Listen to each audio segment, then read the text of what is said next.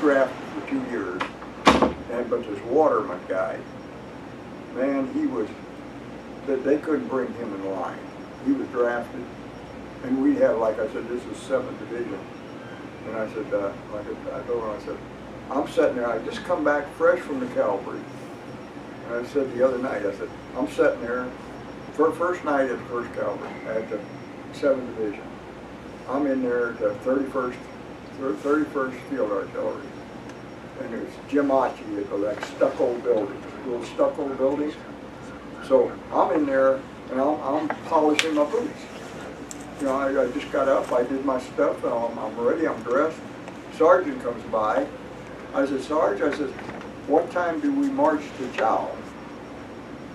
He said, what do you mean march to Chow? I said, well, the 1st Cavalry, we marched as a unit over to Chow.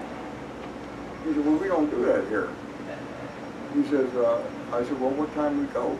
He said, it's raining outside. What's that got to do with us, you know? Is there an importance in this thing, you know? So that's when he said, you want to go to Chow? Go to Chow. You know where Chow is? Oh, God. Why are you wasting my time talking to me? Go eat. I said, what kind of an outfit am I with?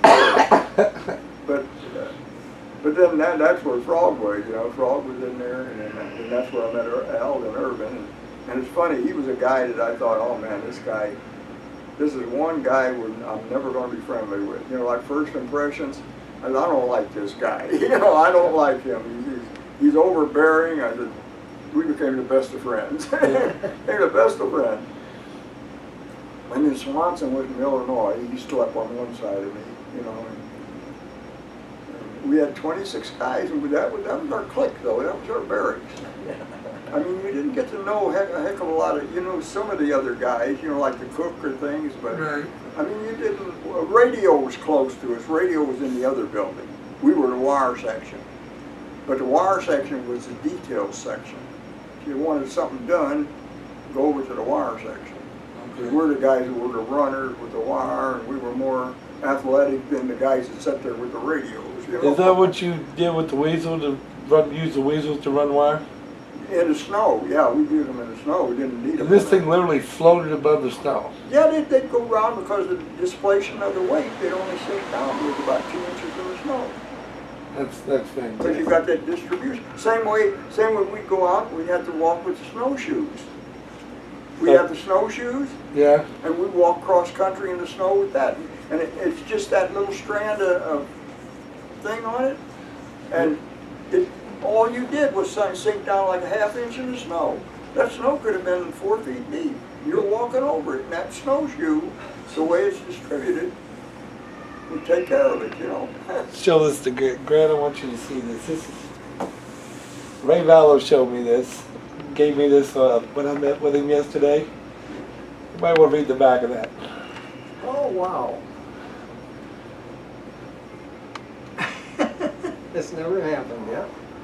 I'll be done. Yeah, that's what got a lot of guys to say, you know, like when he said, thank you for your service, you know.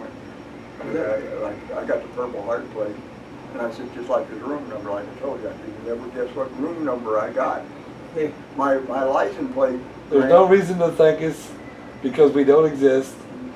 You never saw us. This never happened. Yeah, you ought to take that downstairs where we're going to put it on the chair. Oh, yeah. That's great. Yeah, they had that occasionally. Somehow I got the 7th Division on my email from someplace, and they were advertising that for a limited time. I said, I got to have one. Wow, I can understand you getting one of those. Yeah, that was from the 7th Division, now Earth Arise. 7? Yeah, they used to call that the hourglass. Yeah. But then it became the open beer can. Mm-hmm. Oh, really? Okay. Church keys to open both sides. I would have gone with the finished beer can. Yeah,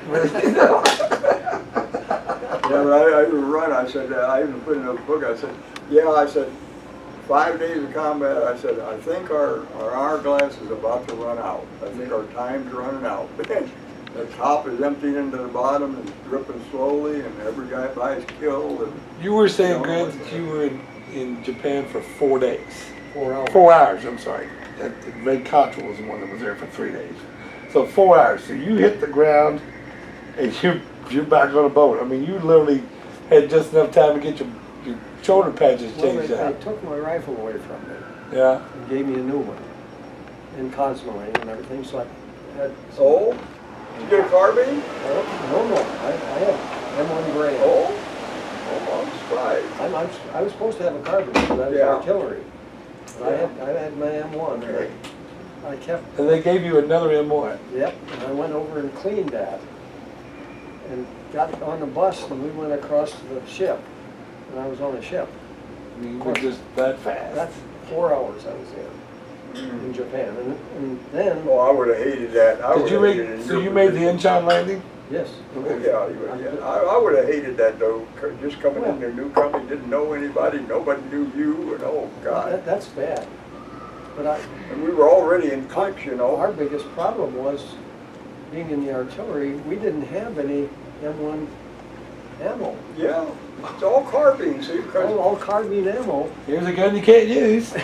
Please carry this 9-pound log around with you the rest of the day. see the carbine is so, because you've got the trigger housing, see, you can't swing it across your back, Yeah. because the trigger housing would be right in back with your spine. Well, the carbine is laid out that it lays on your back. It lays there flat. Yeah. You know, the thing comes off on the side, the strap comes off on the side. And when you throw it over, like we had to climb telephone poles, we had to put lines up overhead, and you take the carbine, swing it across, you don't leave it down at the end. It's with you, it's no problem, it's back there.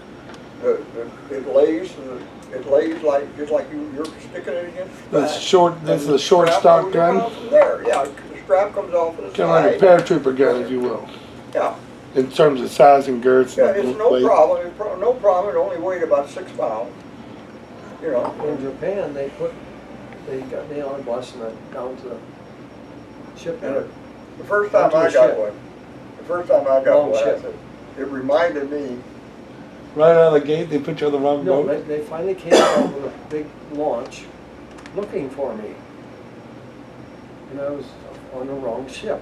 So they got me and took me over, and I got on the right ship. And the first thing they did was say, "You reported to the wrong people. oh, So we got to give you punishment." By then we're out onto the ocean, and we hit the tail end of the typhoon. Right? Kiza? Keisha, yeah, Keisha. And I was sent to the bow of the ship to watch for mines in the water. And it was so damn dark out there, you couldn't see your hand right there. Right. And I'm standing out there, and and this sailor came out there, and he said, "What in the devil are you doing out here?" He said, "I'm being punished for reporting to the wrong ship." Oh, And he said, "Well, I can't do nothing about that, but hey, remember Grant he looking went out? and got me foul weather gear." Yeah, you're not going to see anything here but water. You remember Grant looking out of that armada of ships, you know, like there was 200 some ships there.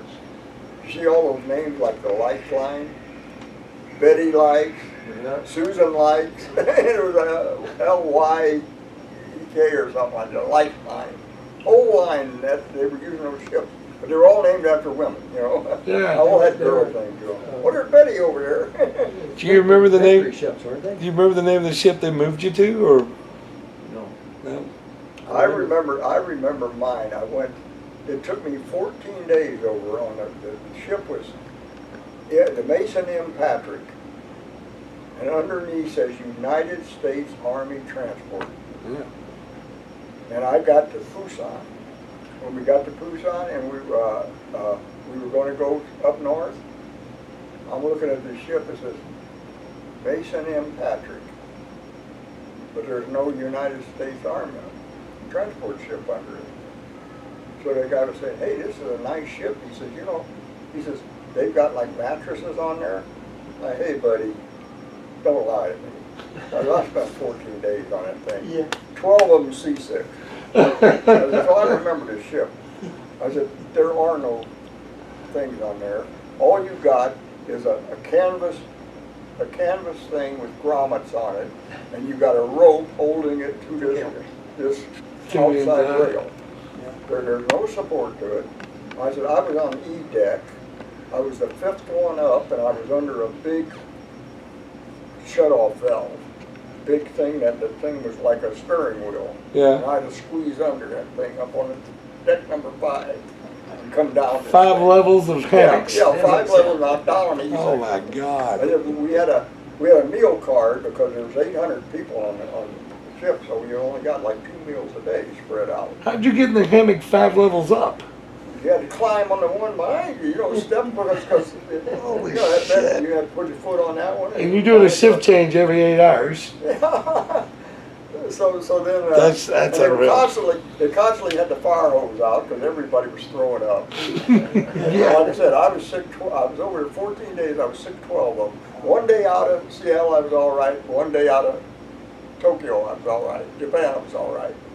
But man, between then, oh God, I went up and I get it. It was a diesel ship, powered by diesel, and they had those big vents come out at the top. And if you go up on the top deck, you'd smell that diesel mixed with fuel, with the smell of food coming up the same thing. And I get down there and I said, well, I'm on B deck, and that's below the water line. So we've got to go up to B deck where the gallery is to eat.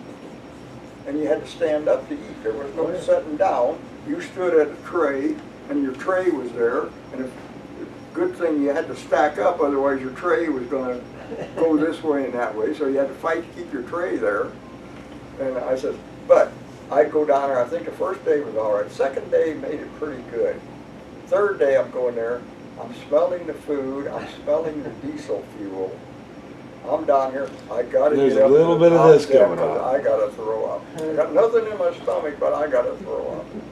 And man, it was like that. And I was getting all kinds of suggestions, especially from those guys that run the ship, And oh God, that ship was always flushing it down, So I didn't make it to the rail, or if you did, somebody below you was throwing up, and you hit him. Or worse Oh, yet, God, somebody above you was throwing that up. was miserable. Oh man, I was 14 days. Good gosh. I'm glad you guys can laugh about that now. Oh, but they had a little newspaper on there, and they'd tell us each day how many miles we went. I think the first day, boy, we got a full 200-some miles out of Seattle. And then we start getting near the date line. It says, time of today, 24 hours. Okay, we start getting near the date line. Time today, 25 hours, 15 minutes. Time tomorrow, 26 hours, 30 minutes. What's going on here? Okay, so November 1st. November 2nd was election day. That's when they elected Truman again. Yeah. November 2nd was, so the guy said, all right, he says, time to set your clocks. We're going the other way now. He said, midnight. He says, it's November the 1st now. Midnight, it's November the 3rd. So we missed November 2nd. It's gone. We're So going this over is the date line. 1947. You missed November the 2nd, basically. Yeah. They took it off your calendar. Yeah.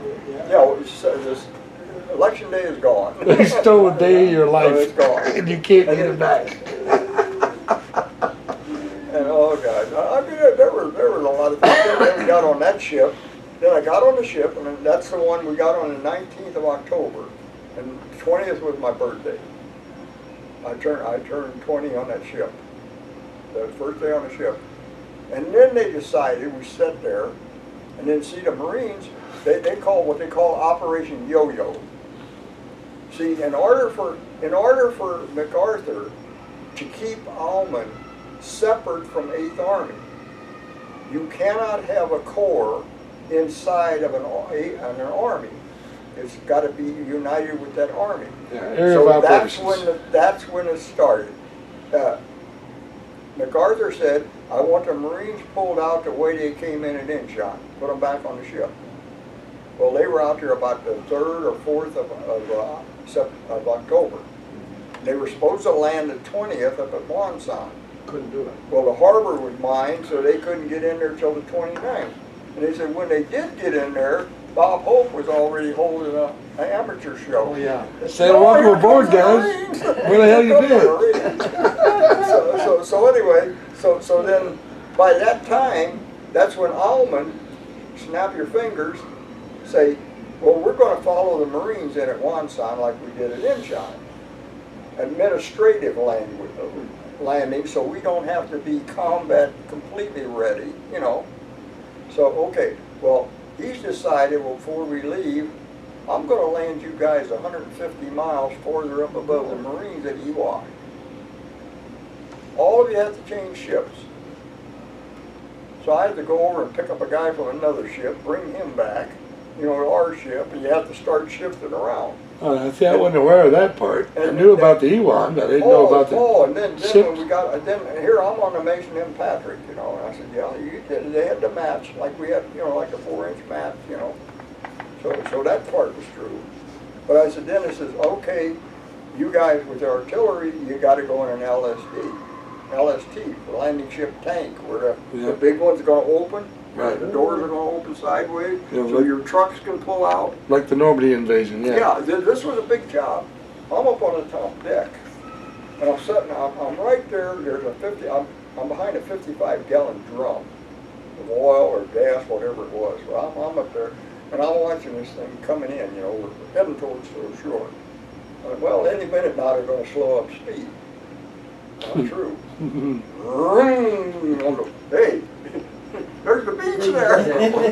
You got to mount on that beach. You got to go up on that beach. Right, you got to And mount it. I got, my gut went into the rim of that darn barrel. And I said, I wonder I didn't flip over that barrel.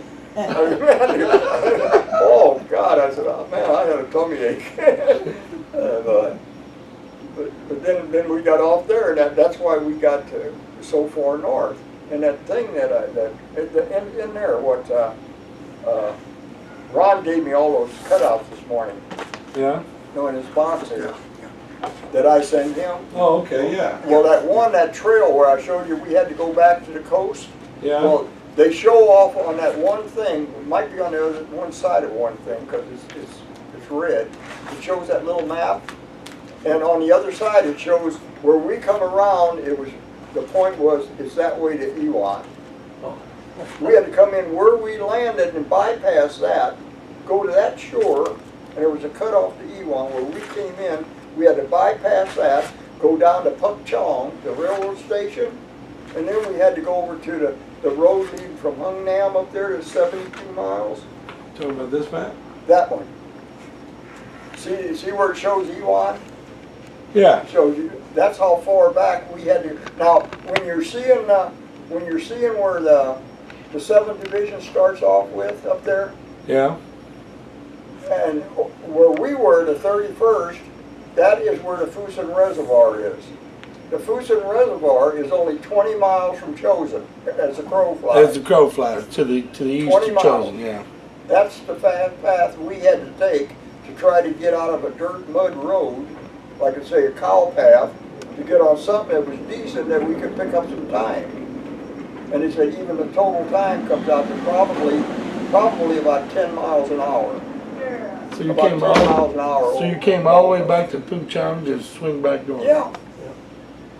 And so I counted that in my book. I said, they said we were there like 5 days, 4 nights, 4 days, 5 nights, 5 days, 4 nights.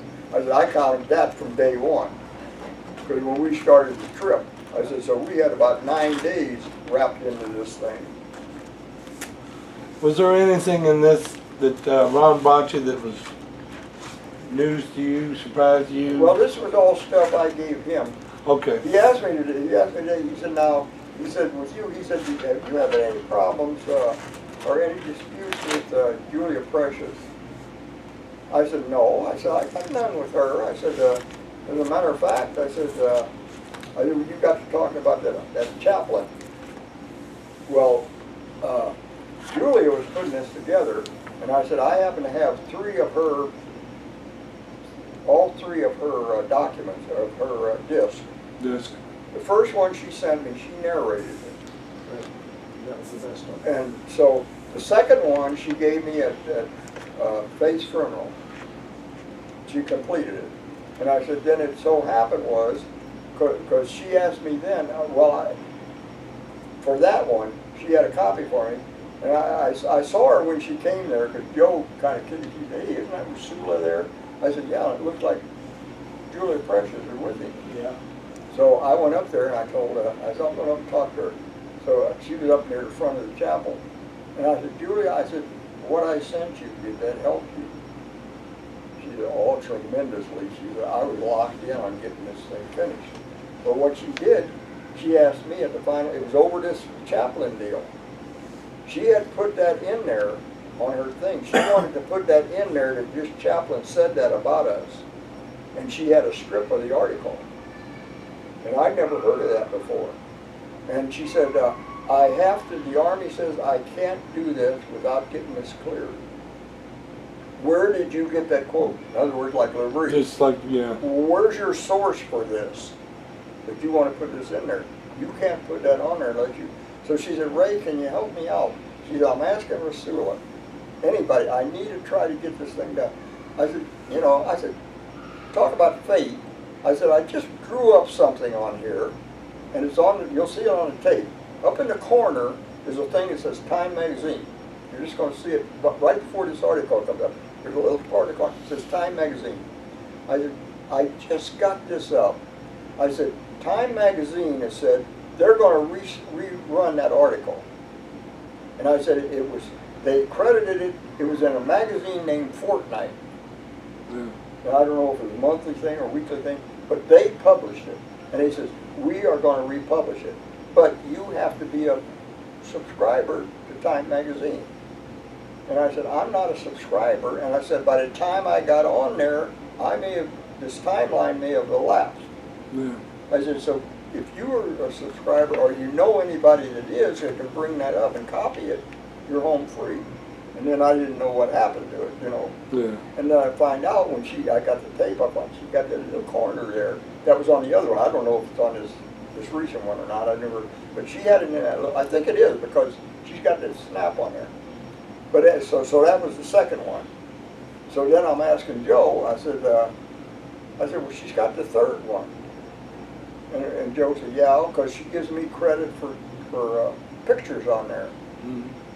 So now I'm looking in my book.